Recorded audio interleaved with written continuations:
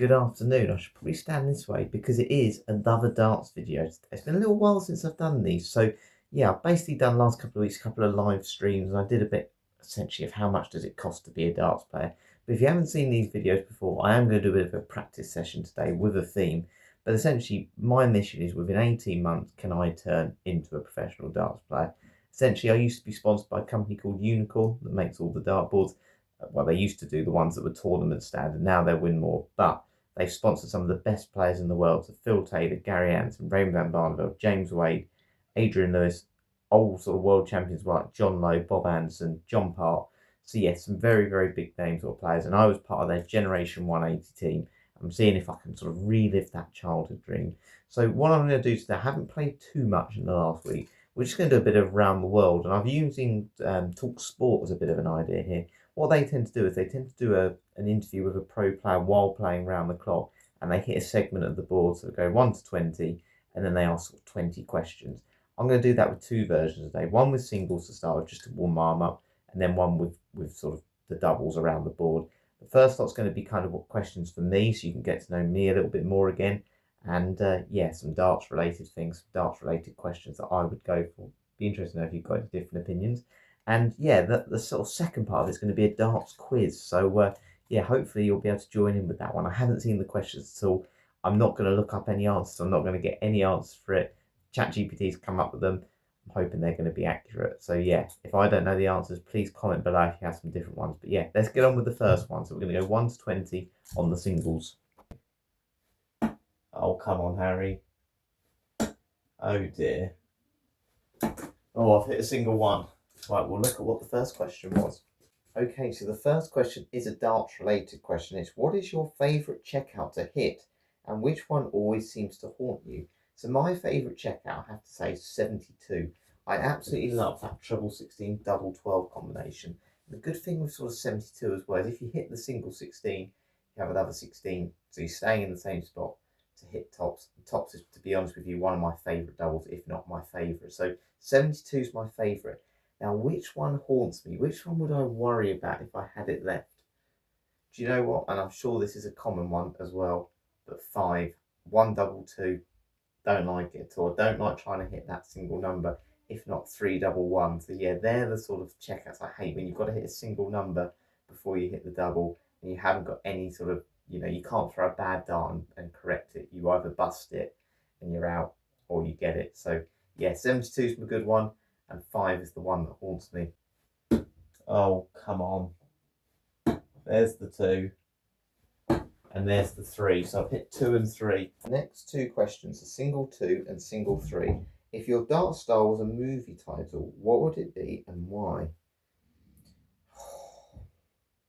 See, I've got a funny throw. So I would probably say I throw to the side. It's got to be something about being different, I think. I don't know. Let me have a quick think. I need to get an answer for you. If my dart style was a movie title, I'd probably just call it Inconsistent because that is what I am. Very inconsistent. That's just the name of the title. And yeah, I certainly do things that are a little bit different from the norm. And what is the most memorable leg you've ever played, good or bad? Right, this was probably, and it wasn't actually a leg in a competitive game, but during the sort of old days, there used to be the youth tour, or there's still the development tour now, but I threw a 10 darter essentially during my practice game. So I was practicing before my game, and I threw a 10 darter, and everyone on the board noticed it, and they were like, who is this person who's just hit that? I've only ever thrown 2 10 darters in my life, and one was there while Terry Jenkins was practicing on the same board as me. Don't think he noticed it though, but all the other youth players did. Shame I just didn't win it on the day. Right, on to the next one. Oh, come on, Harry. I feel super rusty today. There's 4. And there's 5. So question 4 and question 5. So who is your ideal opponent for a dream darts match? And what song plays as you walk on? Right. So my darts walk on song was called Hurry Up Harry by Sham69. I've got to keep that one. Hurry Up Harry, basically. I'd do a nice quick walk on. I'd be like Peter Manley during Amarillo. So that's what I would do there. And my dream darts match, well, the person that got me into darts, Phil the Power Taylor, it's got to be. I don't care if he's not the player he used to be. To be in his presence would just be amazing. I've been very lucky to have met him, shook his hand, and he gave me his dartboard once. So yeah, it's got to be Phil Taylor. And then number 5, what's the worst dart you've ever thrown? Describe the disaster. Well, there's certainly plenty of those, but one I can remember was when I was struggling to release the darts a little bit. Not dartitis, but lack of confidence. A little bit like Glenn Durrant, if you know who he is. Essentially, I went for double 10 and I hit the tyre. So these are called surrounds. This was a tyre in the pub.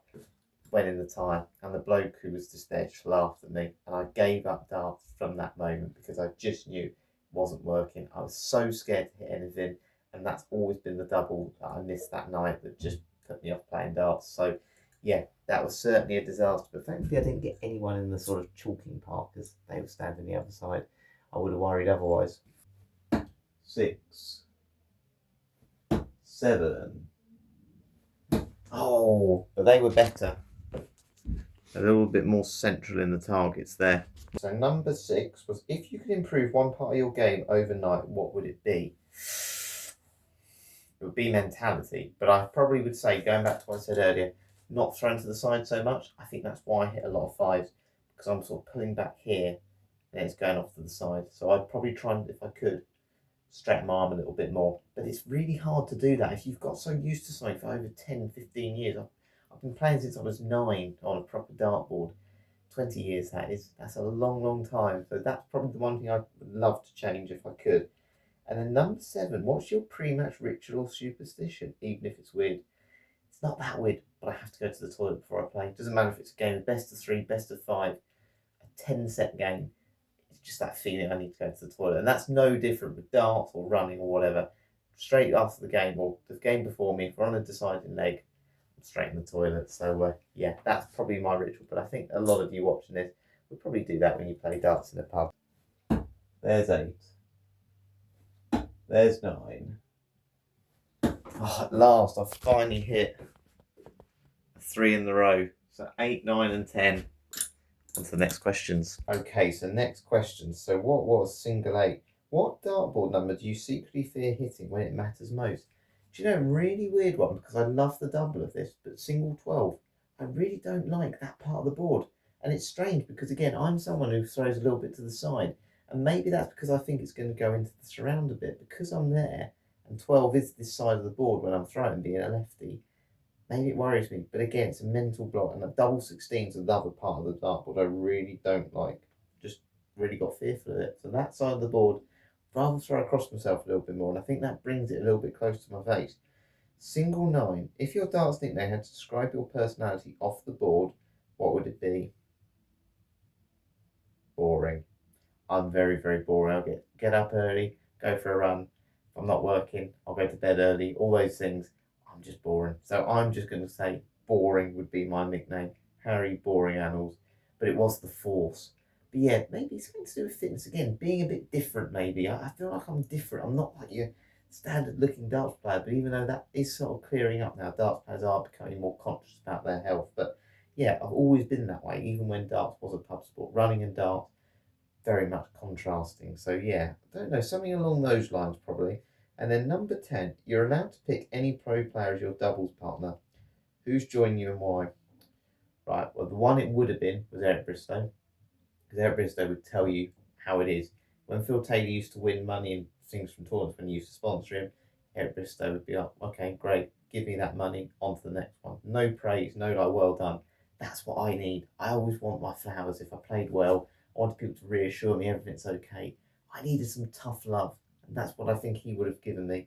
But today's game, I think Nathan Aspinall, I just think he'd always be really supportive, a really good person to know. And I think the person you see in interviews and on screen, I think he'd be exactly the same off it as well. So Nathan Aspinall, definitely a gritty, competitor as well. That's what you want on your team. You bring the passion, bring the energy, and hopefully I'd bring some positive darts to his game as well. Getting better, right in the middle. 12, I told you I fear it. I knew it, I missed it. Just 11 that time. Number 11, if you could design your own signature flights, what would they look like? Well, I've got something to tell you about that. You all know this. You all who have seen these videos. I should have prepared this better, but I didn't want to look at the questions.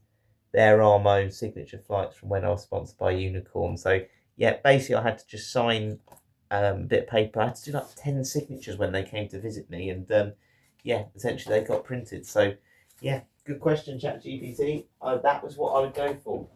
It's just a St George's flag, England flag on it with my signature. Perfect, simple, basic. That's what I want. Don't want anything fancy because I think they can be off-putting otherwise. I finally got it. I don't fear it anymore. 13 and 14. Number 12. What's the funniest or strangest thing that's happened to you in a dance match? Ooh, good question. That is a very open-ended question. I should have prepared this better. Oh, let me come back to that. That's a really tough one. I'll answer that one during this clip, but let's answer the other one. If you had to pick a walk-on song that describes your life, not just darts, what would it be? That's super, super tough. Probably Oasis, Little by Little. I listened to that recently when I went to Wembley, and I think with everything in life, I think you've got to take every day as it comes. So doing things little by little, making a little difference in your community makes a big difference. So this year I've done fundraising things, and I just like doing those little things to make a difference to a small amount of people, rather than like one thing that, put it this way, if I was to donate to a charity or raise money for charity, I like to give it to someone, just maybe an individual, rather than a whole organisation, because I think the impact is bigger overall. So just doing things little by little, one step at a time, and that's what I'm hoping with this. In 18 months, I'll already be there. Little by little, I will become a professional. And then number 14, what double gives you nightmares? And which one feels like home? Tops, love it. Double 16, hate it. And double 8 as well. That part of the board, I will practice that a bit more in these videos. Again, what is the funniest or strangest thing that's happened to you in a darts match? I've had a player shake my hand. I can tell you one. I was 3-1 up, and it was first to 5. He shook my hand and said, I've had enough, and he went home. So I won 5-1 by default. So yeah, that's probably the weirdest one. I just essentially psyched him out, and he gave up early. So that's probably that. That's probably as weird as it's got. Not as weird as Fartgate and all the other things we've seen with some of the professionals in recent times. There's the 15. There's the 16. Oh, 17 is one of my favourite numbers. Rubbish. So what's something from everyday life you approach with the same focus as the darts match? The fitness. I'm taking it so seriously. I love my run. I love being outside, and I have to say, even if it's raining or whatever, some point in the day I need to get fresh air. It's something I really, really value. And yeah, I always want to give everything 100%, though, whether that's doing running training, whether that's work, whether that's whatever. I don't like doing things half measured, and I always want to give 100% to everything, whatever sport it is, whatever part of my life it is. I think you've got to give your full energy to things, and you'll get so much more out of it, and you'll go to bed that night going, yeah, I've made the most of today. So that's probably the main thing. Fitness, definitely. And then if darts wasn't your sport, what would your next competitive obsession be? Well, it's definitely running, but if I had to give or try another sport, try something else, I like table tennis. I do love a bit of table tennis on holiday and stuff. It gets very competitive, family table tennis. So yeah, that would be the one for me. Table tennis champion. You never know. Maybe I'll do that in 18 months if the darts doesn't work. There's the 17, 18, and 19. There we go. Right. 3 questions to answer this time. Number 17. What's your go-to excuse when you miss a big double? Be honest. Wow. To be honest with you, in the past, I used to just put it down to sort of anxiety or whatever. Cold hands. That is, I mean, this is my main excuse. I really do, by the way. When I say it's an excuse, I really suffer with cold hands. Something I used to have as a. I remember someone actually talking about strange things, actually moaning about how cold my hand was when I shook it. Really suffer with that, and I've still got cold hands even now, and it does affect my game a lot because I can't move them. So I have hand warmers sometimes in my pocket just to keep my hand warm. So that would probably be my go-to excuse. But now I'd probably just be honest and say a lot of it is just up there. That's where I really feel it. So definitely mentality. And let's be honest, that's the biggest issue with many darts players. Number 18. Who's the most fun person you've ever played darts with, and what made it so great? That is really hard. Really, really hard, because I've played in like county games and all these things and met some very funny people. Probably say my very first pub team. Now, I can't name one individual, but there used to be a couple of well, it was quite an older team, an older base team. There was a couple of us who were a bit younger. It was just great. You had all these personalities. Honestly, I could name so many people. One thing you will get in darts is characters, and certainly in the pub league as well. A bloke called Nick, who used to be a taxi driver. Don't know if you still haven't seen him for a long, long time. He never failed to make me laugh. And I remember I got picked over him in the Super League team. He was nothing but respectful. He could joke when he needed to joke, and he'd be serious and respectful when he needed to be. And he was just a good laugh. The amount of laughs you get playing darts made it so worth it. I could give you a million stories. So yeah, definitely that. And then number 19, if your darts career was a drink, what would it be and why? Green tea. Boring, which I am. Predictable, which I am. But I like to try and keep myself quite healthy as well. So it'd definitely be green tea. Right, 20 to go. That's the last one I need to hit. And I've hit tops rather than the single. There's the single, right. Oh, look at this. 120 in reverse. Right, let's find out what the last question is. The final question is very, very personal, and yeah, I've got an answer for it already though. What's your ultimate darts dream? A moment that would make you think, I've made it.